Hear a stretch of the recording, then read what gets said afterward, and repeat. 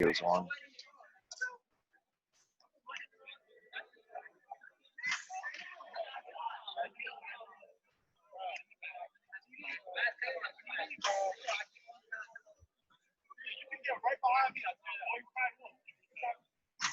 We'll start things off with Rich. What's up, guys? Good morning, Jeff. Hey, let's revisit Sam Howell a little bit. I was looking at that box score from Syracuse. He uses a lot of receivers. Is he the type of quarterback that uses the whole field, and what kind of challenges does that present? Yeah, he not only uses the whole field, they rotate so many receivers in the game and makes it easy for him to spread out. You know, it's not just, 1, 2, 5, and everybody else they have. They got a bunch. They're really deep at receiver, Rich, and they play fast and they rotate guys in and they try to wear you out. He does a good job of taking what the defense gives him, and I don't think he's a guy that's just going to kind of look for one receiver and throw it to him. He's going to find the holes and he's going to make the throw. We'll go to Jimmy. Hey, Jeff. Last week, a team that had played 3 games. This week, a team that's been off for a couple of weeks. What's different preparing for them? Obviously a lot less tape to look at, but, in terms of facing a team that isn't as fresh and experienced.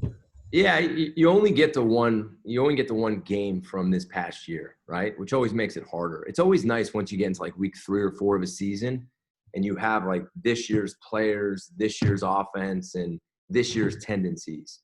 So with just one game, you look back at all of last year and then you look at the last game and you try to figure out what they're going to be. The nice thing for them is, they've had 2 weeks to prepare for us, and they're fresh, and they probably got guys back who've been injured, and they're probably excited to play too, I'm sorry. Sorry, we'll go to Kevin. Sorry, Jimmy, you have a follow-up? Okay, yeah. So challenges and advantages, maybe because they're maybe hopefully rusty or something, but also fresh and. I don't think you're rusty. You got 2 more weeks to work and practice and get better and get healthy and feel fast. And it's kind of like us, right? I think it was kind of an advantage that, we had the extra week to prepare for Duke. They've had 2 weeks to prepare for us and watch the tape and feel good. And I don't know, maybe they'll feel rusty. You'd have to ask their staff that, but. We'll go to Kevin. Hey, Coach. So last year, North Carolina played Clemson to a 1-point game. It was 21-20. I'm wondering if you remember watching that film when you got ready for them. And if so, albeit a small sample size, do you remember anything that might look similar now or different or anything like that?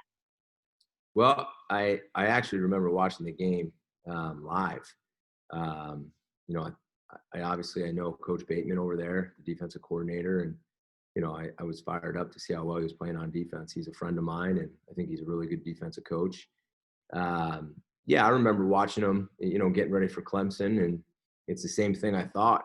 I wasn't surprised that they stayed with him. If you look at their roster and how talented they are, they're a good matchup, and you'd expect it to be a close game with those 2 teams, 2 of the better rosters in the ACC. I remember watching it. We'll go to Dan.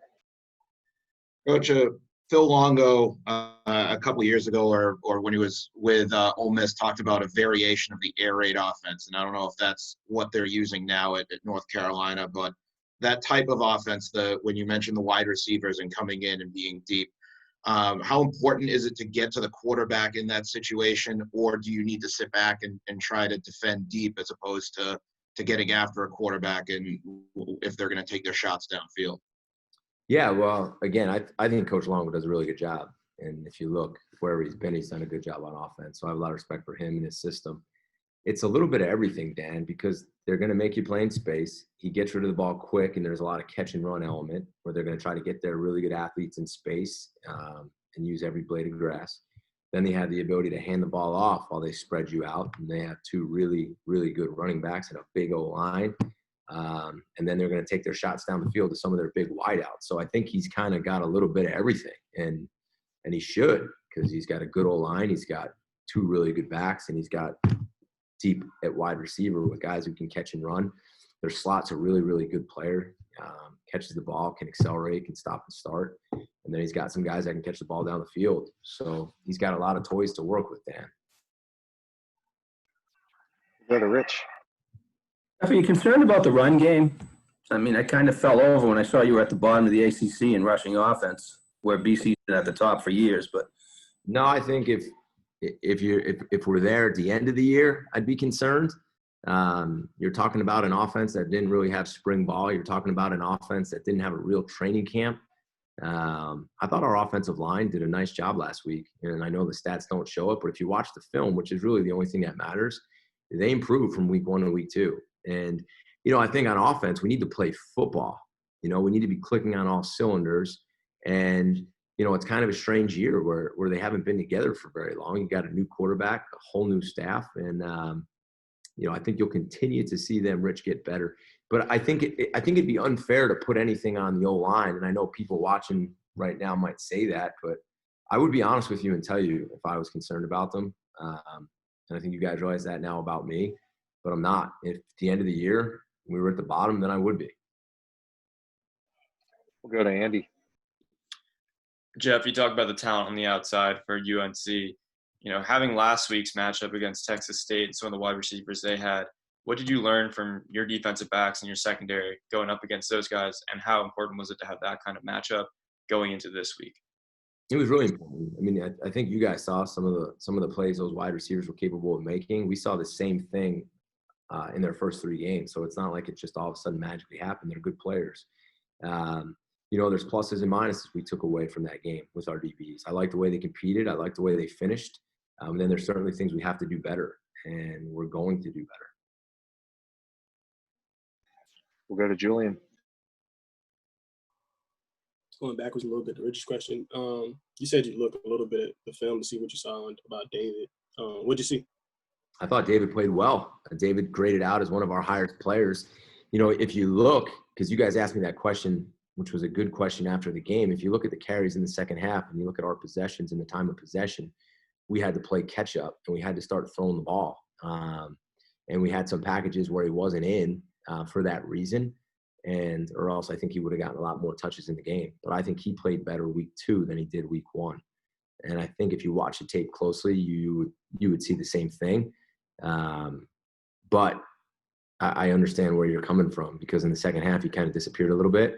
Just the situation of the game. I mean, we needed to score extremely fast, and we needed to start throwing the ball. We'll go to Kevin. Coach, I just want to follow up on my last question. From what you remember from watching that game, is there anything similar now that you see or different?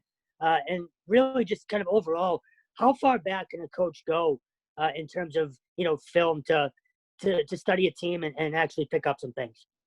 You can, truthfully, Kevin, you can overwhelm yourself. If you want to go back and watch every play Coach Longo's called since he's been coaching, you have access to so much film nowadays where you could study it. And what the problem is there, then you start trying to defend everything and you wind up defending nothing. I remember watching the game. Kevin, there's so much in my life that has seemed to gone on since that day where I have a hard time remembering last month at this point. So I can't remember too much to answer your question. And I'm sorry, I know you're trying to write a story. It's just I'm having a hard time thinking about last week. So I apologize. We'll go back to Julian. I know you were kind of joking last week that maybe we could tell Phil it's a close game in the fourth quarter or whatever. And Phil was actually saying, hey, in the first half there were some shots I wanted to take. I was kind of greedy, wanted to go downfield. But as a quarterback, how does he balance those? Because obviously when he clicks in and it's like, hey, let me make my check downs and take what the defense is giving me. I mean, it almost comes. I mean, what was it, 12-13 in that game or whatever, 12-14 in that game? It comes so easily for him, Yeah, I think that's our job to figure out as coaches, right? I mean, he looks like a different player. And the thing is, and I'm sure you guys have watched the tape, we had guys open. I mean, we did. We had guys open all over the field.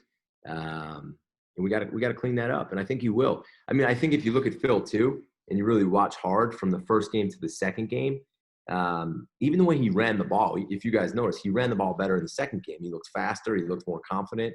I I think he's got to play, and I think we got to watch him this year, and we all got to.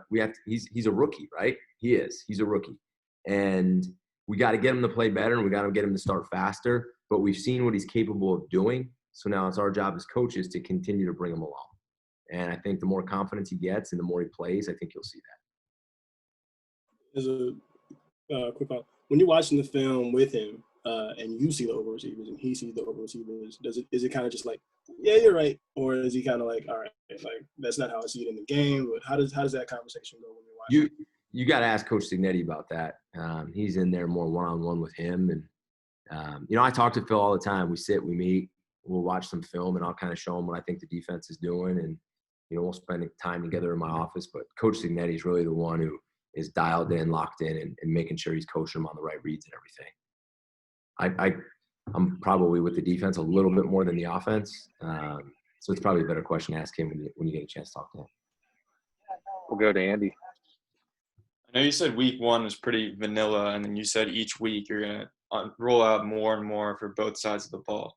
For this kind of matchup against a team that's ranked 12th in the country, do you feel any pressure of having to introduce maybe more complex concepts or plays that maybe bring out more of your offense or your defense for a matchup like this? Well, I don't feel the pressure. I feel the excitement to bring out more. If you look at us from the first week to the second week, we added, and you might not notice, but we did. We added a little bit of defense. And what you're going to see is we'll continue to add, but we got to be careful. We got to make sure that the volume doesn't take away from our players actually playing and executing. But you're going to see each week we're going to just continue to add as if we would have if we had the full spring and if we had a real training camp. But it's our job to determine, how much is too much and how much is not enough. And we're trying to do that on both sides of the ball right now. But like I said earlier, I think I said it in training camp, I think you're going to see a different team from week 1 to week 10 schematically. It looks like it's all our questions. Thanks, Jeff. Appreciate it. All right. I appreciate you guys. Have a good day. We will be with you guys momentarily with Phil and Jalen.